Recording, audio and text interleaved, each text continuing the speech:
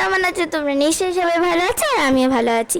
তো একটা আমি সুপার ক্লে কিনে নিয়ে আসি, এটাতে আমি আজ ফুল বানাবো। তো সবাই বানাচ্ছে, আমি কেন বানাবো না? তো চলো এটা বানানো যাক। এটা আমি এখন খুলেও নিয়েছি, তোমরা দেখো। আমার সাথে আমার মা, ভাই সবাই ছিল।